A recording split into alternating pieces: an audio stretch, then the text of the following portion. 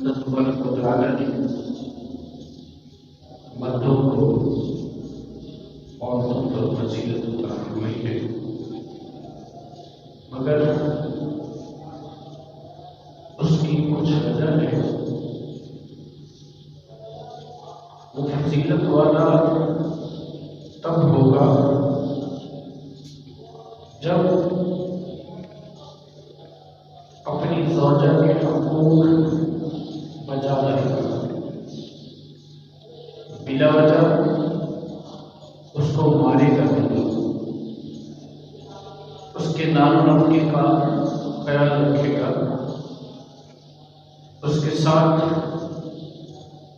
بہترین اخلاق کے ساتھ پیش آئے گا، تو پھر اس کو فضیلت حاصل ہوگی، ورنہ پھر اس کو فضیلت حاصل نہیں ہوگی۔ نبی کریم صلی اللہ علیہ وسلم آپ نے ارشاد فرمایا، اس حدیث راوی حضرت ابو ہریرہ رضی اللہ تعالیٰ عنہ نے آپ فرماتے ہیں، میرے محبوب صلی اللہ علیہ وسلم آپ نے ارشاد فرمایا،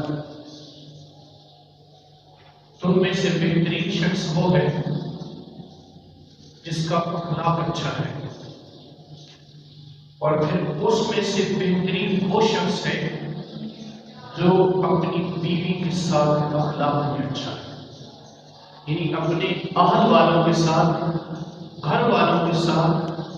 اخلاق میں اچھا ہے۔ اگر وہ بیوی کو بلا وجہ مارتا ہے، تنگ کرتا ہے،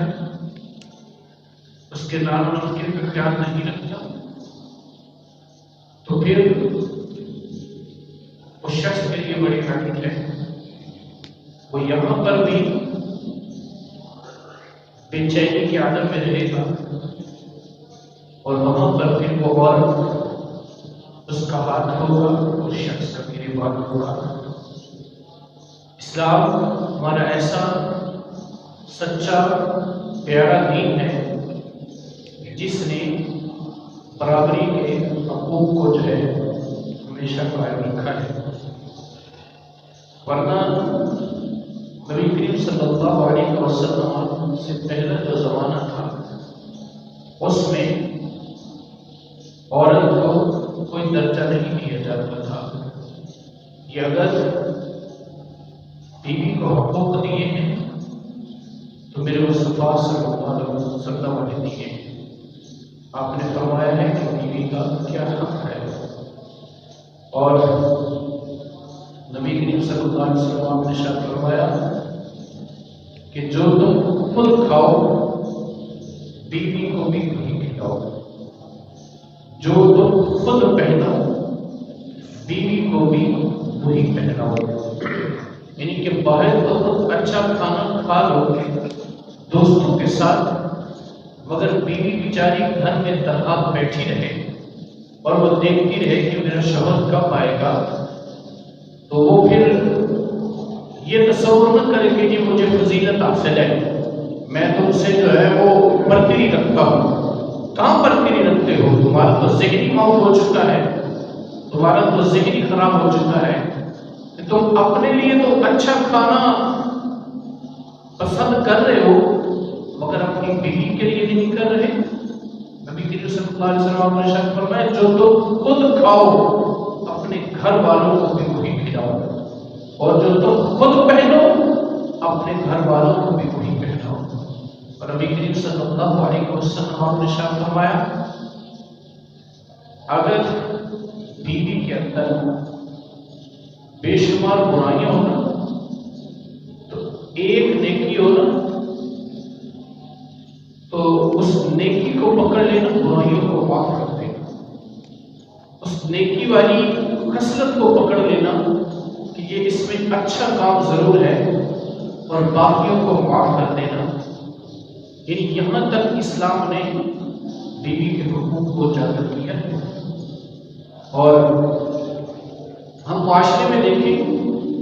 کہ ہمارے گھر کی دیکھ بھال کرے کون؟ بیوی۔ بچوں کی دیکھ بھال کرے بیوی، کپڑے دھو کر دے بیوی کو، کھانا پکا کر دے بیوی کو۔ آپ اس معاشرے میں جو یہ مہنگائی کا دور جا رہا ہے، آپ ملازمہ رکھیں، کتنے پیسے دیں گے اس کو، چاہے وہ کھانے پکانے کے لیے ہو، چاہے وہ جھاڑو پوچھا کرنے کے لیے ہو، تو کتنے پیسے لگیں گے؟ مگر وہ بیوی جو سارا دن آپ کے گھر کا خیال رکھتی ہے، آپ کے بچوں کی دیکھ بھال کرتی ہے، آپ کے کپڑے دھو کر دیتی ہے، تو پھر آتے ہوئے اس کے لیے کوئی خیر کی بات نہ کرنا یہ نامناسب ہے، یہ اسلام کا طرز زندگی نہیں ہے۔ ہم عائشہ صدیقہ طیبہ عفیفہ طاہرہ رضی اللہ تعالیٰ عنہ فرماتی ہیں کہ جب میں سو جایا کرتی تھی تو پیارے مصطفیٰ صلی اللہ علیہ وسلم نے کبھی اٹھایا نہیں تھا کہ عائشہ کی نیند میں کہیں خلل نہ پڑ جائے۔ اور ہمارے معاشرے میں کیا اصول ہے کہ جب میاں صاحب نے آنا ہو تو بیوی بیچاری کانپ رہی ہوتی ہے، وہ کہتی ہے اب مر گئی، ہاں جی اب گھر میں داخل ہونے والا ہے، بچے بھی کانپ رہے ہیں، بیوی بھی کانپ رہی ہے۔ پھر وہ کہے کہ جی مجھے برتری حاصل ہے، مجھے فضیلت حاصل ہے، جی قرآن نے کہا ہے، بھئی اس کی تفسیر میں جا کر دیکھو کیا معاملہ ہے۔ ہم نے صرف سن لیا اور کہہ دیا کہ جی فضیلت حاصل ہے، وہ اس زمرے میں ہوگی جب اس کے حقوق بچاؤ اور لاؤ گے، اس کے حقوق پورے کرو گے تو پھر تمہیں فضیلت حاصل ہے، پھر تمہیں برتری حاصل ہے، ورنہ تو پھر اللہ کی پناہ ہے۔ نبی کریم صلی اللہ علیہ وسلم آپ نے ارشاد فرمایا جو شخص اپنی بیوی کے حقوق پورے نہیں کرتا، دوسرے پہلو پر بھی میں انشاءاللہ بات کروں گا، جو شخص اپنی بیوی کے حقوق کو پورے نہیں کرتا، نان و نفقے کا انتظام نہیں کرتا، روز محشر وہ شخص ساری امتوں کے درمیان اس کا جسم کا ایک حصہ نہیں ہوگا، یعنی اس کا دھڑ ہوگا، سر نہیں ہوگا، یعنی اس صورت میں وہ روز محشر کے میدان میں لایا جائے گا۔ روز محشر وہ اس صورت میں پیش ہوگا کہ اس کے جسم کا اوپر والا حصہ نہیں ہوگا۔ اب دیکھیں دنیا میں کوئی اللہ معاف فرمائے ایسا معاملہ ہو جائے تو سارے لوگ اس کی طرف دیکھتے ہیں کہ اس کے ہاتھ نہیں ہے، یا اس کا آنکھ کا معاملہ ہے، یا کان جو ہے وہ کٹا ہوا ہے تھوڑا سا، تو سارے لوگ اس کی طرف متوجہ ہو جاتے ہیں۔ تو جب روز محشر ساری امتوں کے سامنے پیش ہونا پڑے گا اس شخص کو، اور سارے کہیں گے کہ یہ کون شخص ہے، تو کہا جائے گا یہ وہ شخص ہے جو دنیا میں اپنی بیوی کے حقوق کو پورا نہیں کرتا تھا، یہ وہ شخص ہے جو دنیا کے اندر اپنی بیوی کے حقوق کو پورا نہیں کرتا تھا۔ میرے بھائی اسلام اتنا پیارا دین ہے کہ جس نے دونوں پہلوؤں کو اجاگر کیا ہے۔ دوسری طرف آ جائیں تو بیوی کے لیے یہ حکم ہے، بیوی کے لیے یہ حکم ہے شوہر کی تابع داری کے لیے، شوہر کی فرما برداری کے لیے، کہ اگر رب کے بعد سجدے کا حکم ہوتا تو بیوی کو حکم دیا جاتا کہ اپنے شوہر کو سجدہ کرے، اور اگر بیوی کے لیے یہ حکم ہے کہ کبھی بھی شوہر سے ایسی فرمائش نہ کرے جس سے وہ پریشان ہو جائے، بلا وجہ اس کو یہ فرمائش نہ کرے کہ مجھے یہی کپڑے چاہیے، جو میری ہمسائی لے کر آئی ہے مجھے وہی کپڑے چاہیے، وہ بڑے مہنگے ہیں، خاوند کی تنخواہ ہے کم، وہ نہیں لا سکتا۔ اگر بلا وجہ تنگ کرے گی تو وہ سزا کی مستحق ہوگی، وہ گنہگار ہوگی، اور جو شوہر لے کر آ جائے اسی میں وہ گزارا کرے تو وہ اللہ کی شکر گزار بندی کہلائے گی،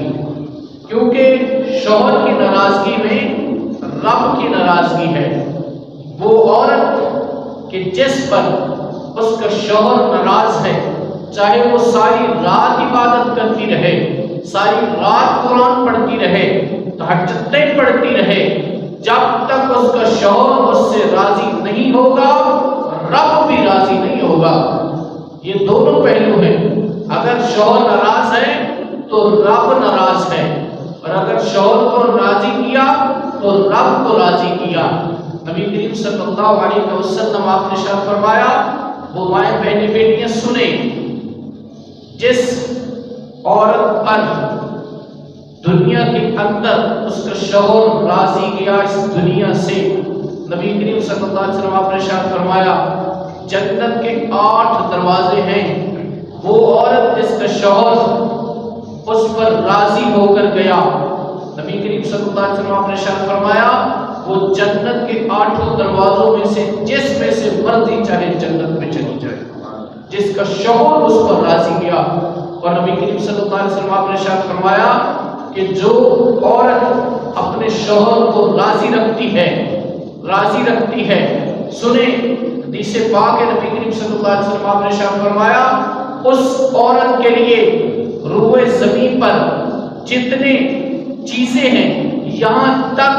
دریا کے اندر مچھلیاں ہیں اور چرند پرند جو ہیں، یہاں تک کہ جنگلی جانور بھی اس عورت کے لیے استغفار کرتے رہتے ہیں۔ جس کا شوہر اس پر راضی ہے، اس عورت کے لیے جنگل کے جنگلی جانور، چرند پرند، یہاں تک کہ دریاؤں کے اندر جو مچھلیاں ہیں وہ اس عورت کے لیے استغفار کرتی ہیں۔ اور میاں بیوی کے حقوق میں یہ بھی شامل ہے، ہم دونوں پہلوؤں کو لے کر چلتے ہیں۔ نبی کریم صلی اللہ علیہ وسلم آپ نے ارشاد فرمایا دنیا کے اندر وہ جوڑا بہت عظیم ہے، جو ایک دوسرے کو نماز کے لیے اٹھاتا ہے، اگر شوہر سو رہا ہے تو بیوی کا یہ حق ہے کہ اس کو جگائے، اگر نہیں اٹھ رہا تو پھر اوپر پانی پھینک دے۔ اور اگر دوسری جانب دیکھیں، اگر بیوی نماز نہیں پڑھتی ہے، شوہر کے لیے حق ہے کہ وہ اس کو اٹھائے اور کہے اللہ کی بندی نماز پڑھ، اگر نہیں اٹھتی تو اس کے اوپر پانی پھینک دے اور دونوں جو ہے وہ نماز کے لیے کھڑے ہو جائیں۔ نبی کریم صلی اللہ علیہ وسلم نے ارشاد فرمایا دنیا میں وہ عظیم اور بہترین جوڑا ہے جو ایک دوسرے کو نماز کی نصیحت کرتا ہے۔ اور اگر شوہر نماز نہیں ادا کرتا، بیوی پڑھتی ہے تو وہ تلقین کرتی رہے، انشاءاللہ وہ وقت آئے گا کہ وہ شوہر اس کا نمازی بن جائے گا۔ جب خدا کی قسم بیوی نیک ہوتی ہے یا شوہر نیک ہوتا ہے نا تو پھر اولاد بھی نیک پیدا ہوتی ہے۔ جب شوہر پنجگانہ نماز پڑھتا ہے، بیوی بھی پنجگانہ نماز پڑھتی ہے تو پھر بیٹے بھی سلطان باہو جیسے پیدا ہوتے ہیں نا، اللہ تعالیٰ ہم سب کو عمل کی توفیق عطا فرمائے۔